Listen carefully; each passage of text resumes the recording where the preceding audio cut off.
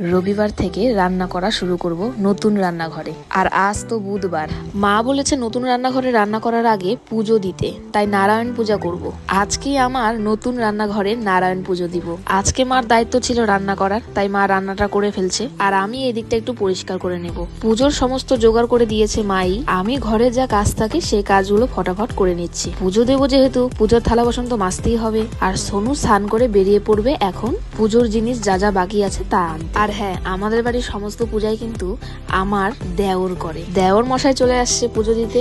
এবার নারায়ণ পুজো শুরু হবে। মা কিন্তু আমার সাথে বসেছে, তবে মা কিন্তু অঞ্জলি দিবে না, আমি আর আমার বর মশাই অঞ্জলি দেব। মা কিন্তু উপোস থাকতো, আগের দিন একাদশী করেছে, তার মধ্যে মার শরীরটা বেশি ভালো না, তাই আমি বললাম উপোস থাকতে হবে না। আমাদের পুজো কিন্তু অবশেষে কমপ্লিট। আর আমার দেওর আবদার করলো আমাকে বৌদি চা খাওয়াও, আরো অনেক বাড়িতে ওকে যেতে হবে পুজো করতে, তাই চা খাইয়ে দেওরকে বিদায় করলাম। আর এই যে আমার সোনা মিনি চলে এসেছে, মিনি দুধ ভাত খাক।